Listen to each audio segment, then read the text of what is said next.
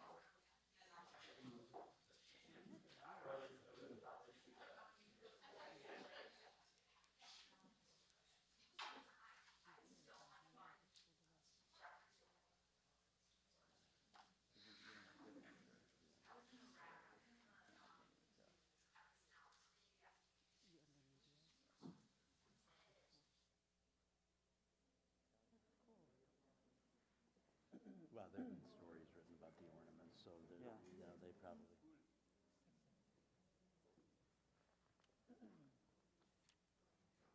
I love the old photos. I love that. There's a picture of my dad with Eisenhower. Really? My grandfather worked in the White House. And What did he do? he was part of the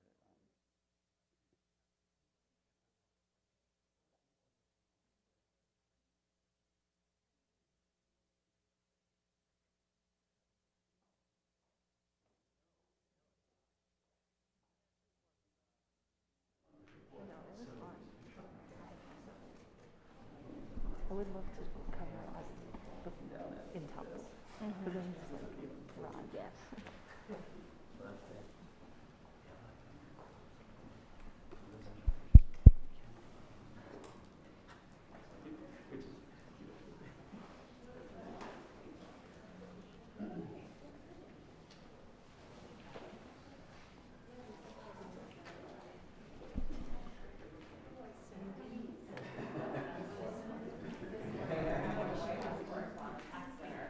See that photo of Doug and Chad?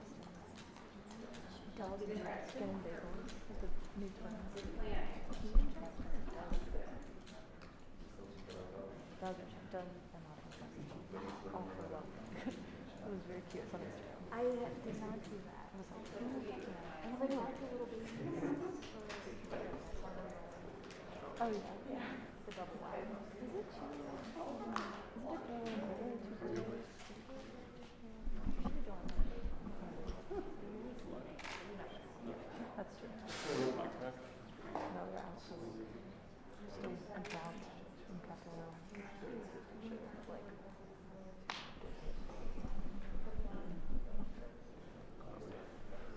You know where he left it? The bag.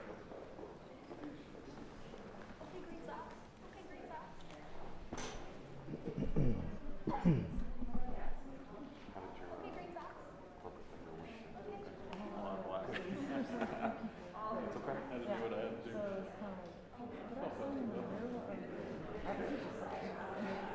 Yes, exactly. No problem. It was so easy. I think the best part of these things is you don't have to capture it.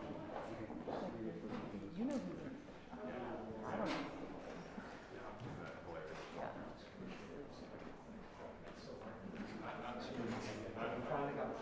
Yeah, I saw it. In a minute. I know, I hadn't seen it in a while. He seems well. Seems good.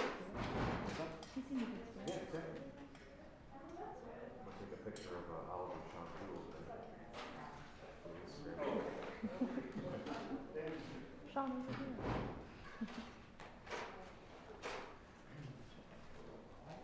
I think you should get the paper and Sharpie it out and post it up.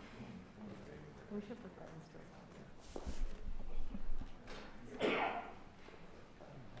I don't want to buy a paper anymore anyways. If Oliver was like a new clearance. Yes. It's funny.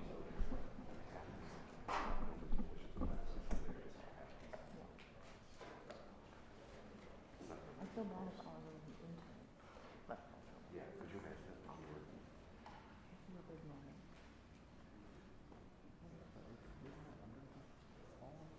It isn't.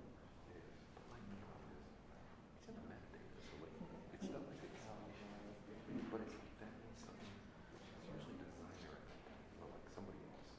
Because in the captions, no matter what you do, author of a copyright doesn't change. No,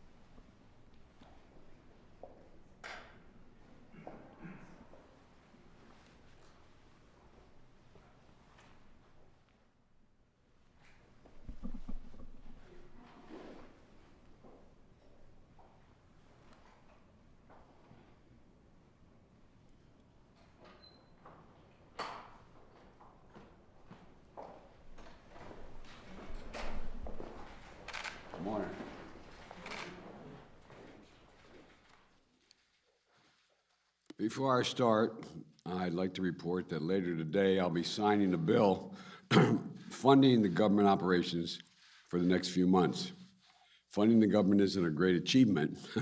It's a bare minimum of what we need to get done. But in these times, a bipartisan cooperation is worth recognition.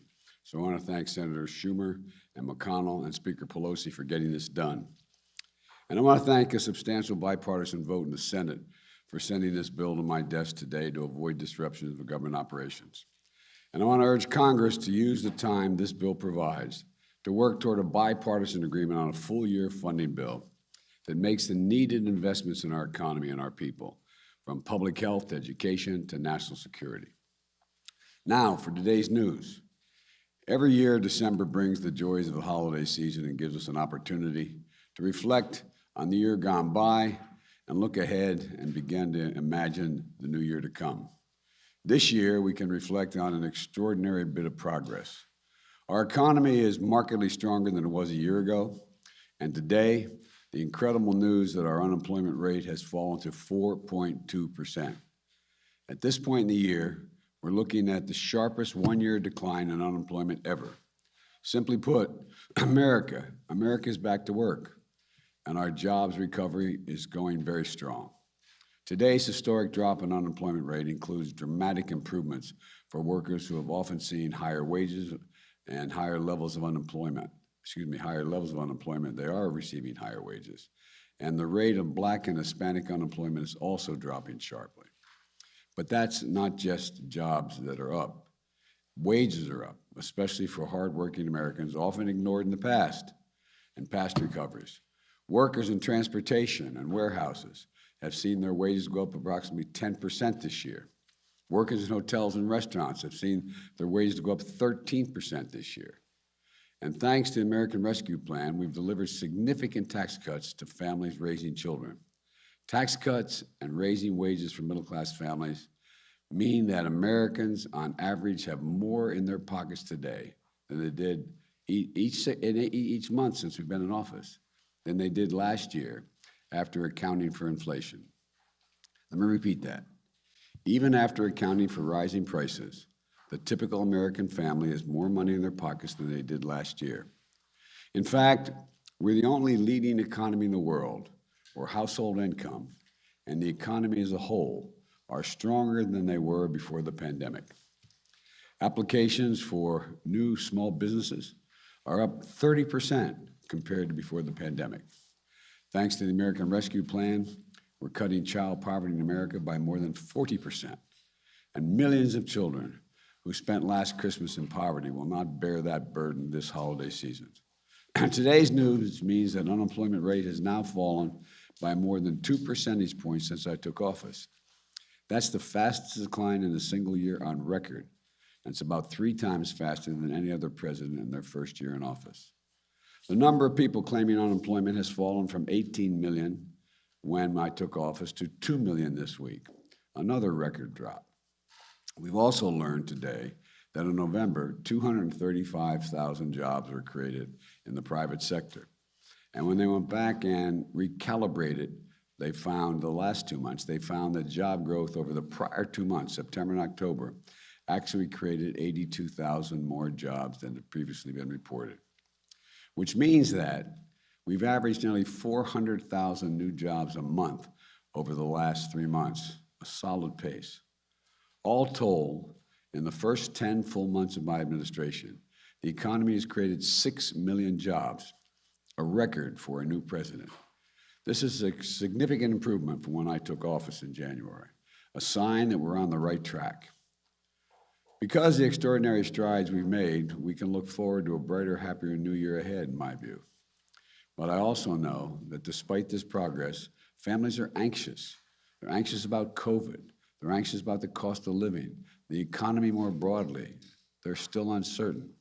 I want you to know I hear you. It's not enough to know that we're making progress. You need to see it and feel it in your own lives, around the kitchen table, in your checkbooks. And that's why every day my team and I are working to deliver consistent, determined, focused action to overcome the challenges we still face. Now, chief among those challenges is COVID-19. Yesterday, I laid out key actions we're going to take this winter to fight this virus, to protect one another, to protect our economy and our economic recovery. They include, number one, expanding our nationwide booster campaign with more outreach, more appointments, and more hours. I was thrilled to see that yesterday we had more vaccine shots administered than any day in the past 6 months. Number two, we're launching hundreds of new family vaccination clinics to make it easier for children, parents, the whole family to get vaccinated in one place, and new policies to keep children in school instead of quarantining them at home when someone in the class comes down with COVID, if they do. Thirdly, making free at-home tests more available than ever before by having them covered by our private health insurance plans. The availability of community health centers and other sites for the uninsured will be the alternative as well. So if you have insurance, it will cover these tests. And if you don't have insurance, we have facilities you can attend and get these tests. Increasing our surge response is the fourth thing, our surge response teams. They're made up of doctors and nurses and medical staff who go into communities with rising cases and provide the needed staff for overrun hospitals, for their emergency rooms, their intensive care units, to get help to them as they need it. And we're about tripling the number of those surge teams. Fifth, we're accelerating our efforts to vaccinate the rest of the world and strengthening international travel rules for people coming into the United States. This is a plan all Americans can rally behind, in my view. We're also addressing another concern for families, prices.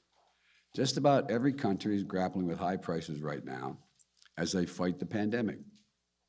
And as the world economy continues to come back to life, the more price pressures are going to ease as things begin to move.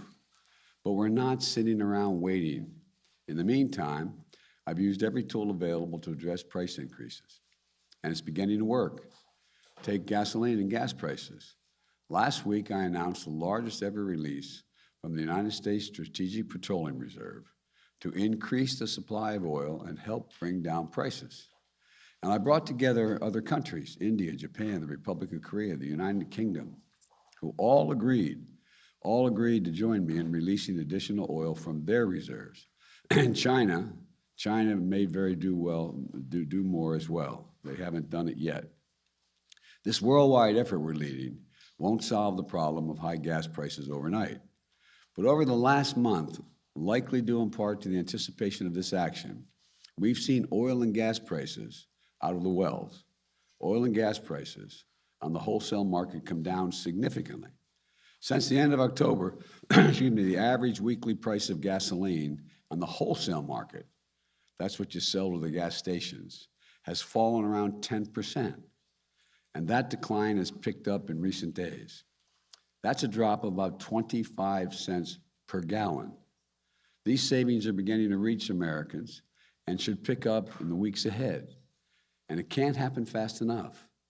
And I've asked the Federal Trade Commission to consider whether potentially illegal and anti-competitive behavior in the oil and gas industry is causing higher prices for consumers when they don't need to be that high because the wholesale prices come down so much. So we can ensure that the American people are paying a fair price for gas.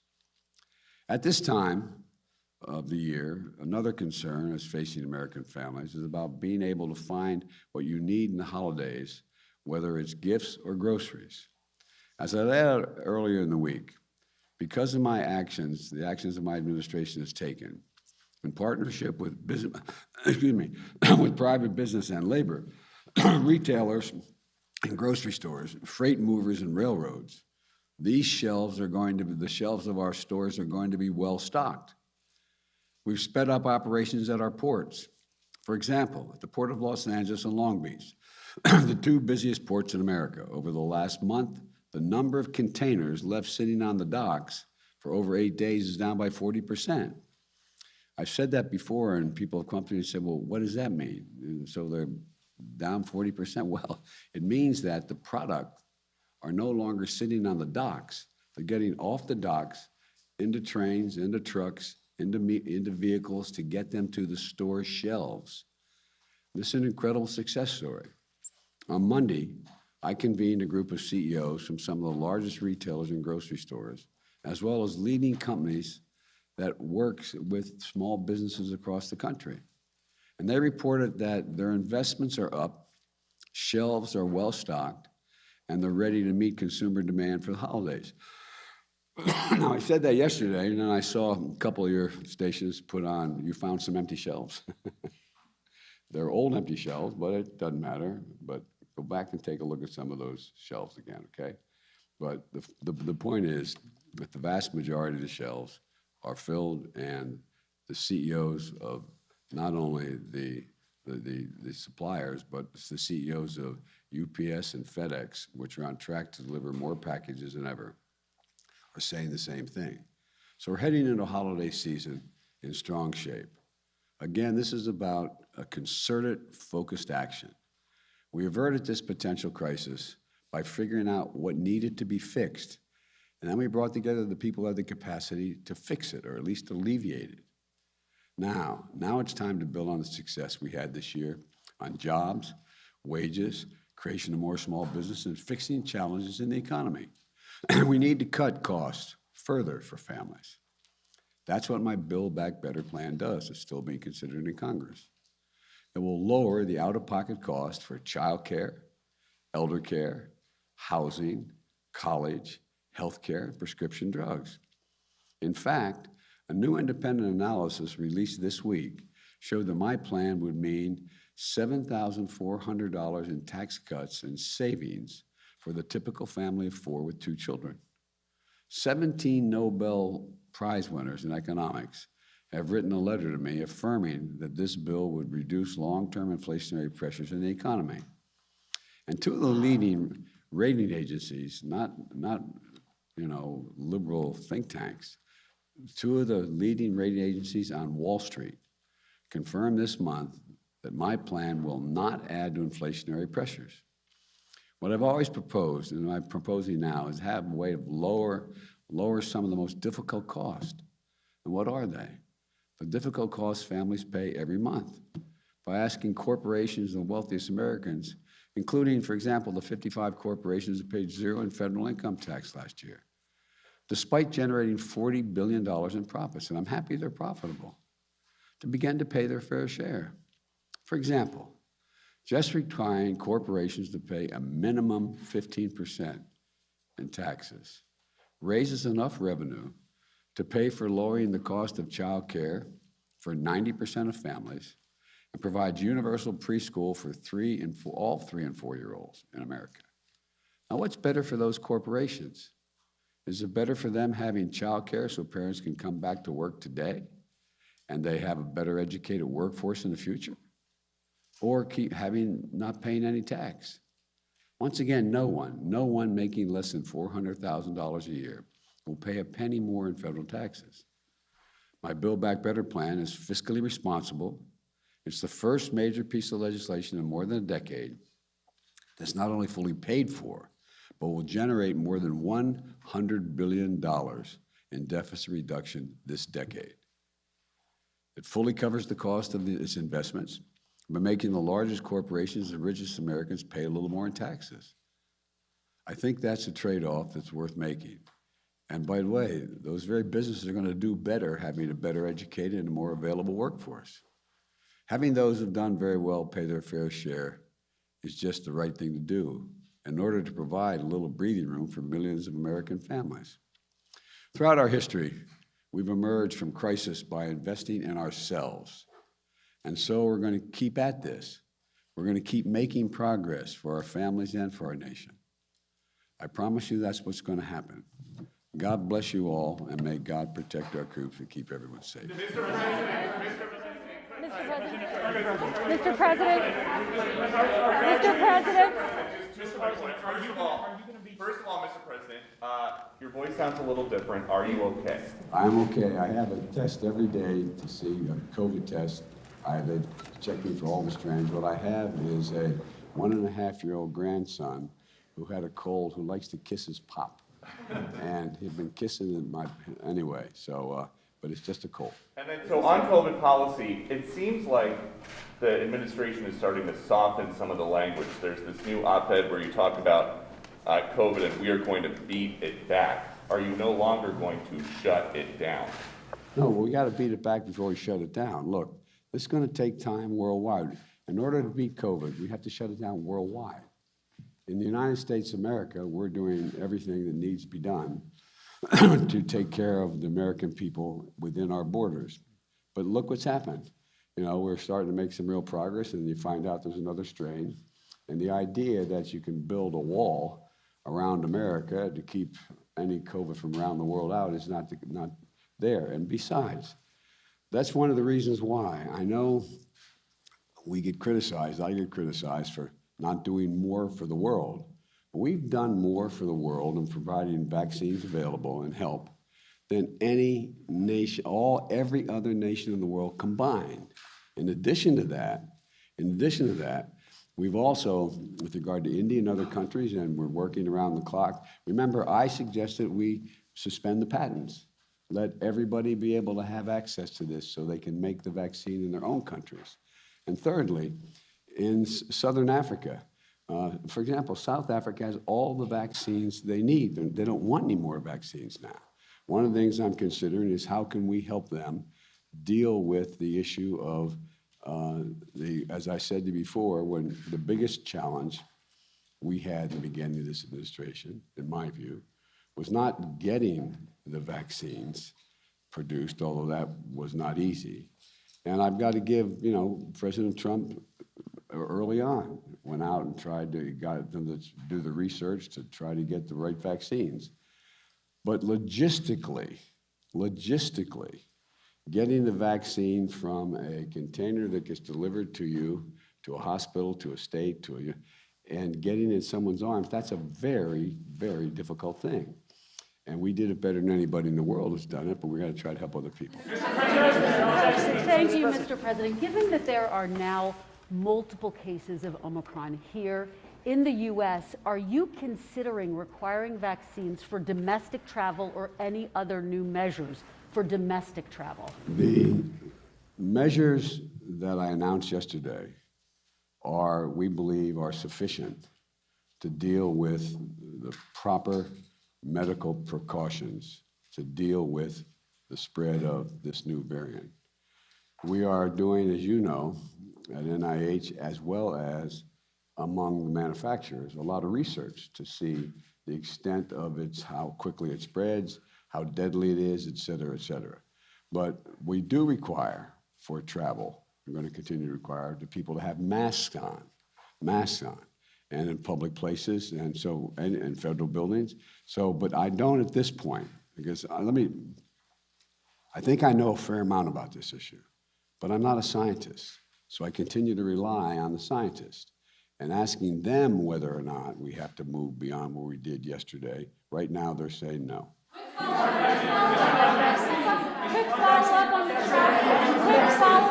science, Mr. President. What is happening in Ukraine and what on the border between Ukraine and Russia, and what are you going to do about it? I have been in constant contact with our allies in Europe, with the Ukrainians. My Secretary of State and National Security Advisor have been engaged extensively. And what I am doing is putting together what I believe will be the most comprehensive and meaningful set of initiatives to make it very, very difficult for Mr. Putin to go ahead and do what people are worried he may do. But that's in play right now. Vaccine mandates. Our vaccine mandates holding people back from jobs. Are you going to talk to Putin soon, Mr. President? Did you talk to Putin this morning, Mr. President? No.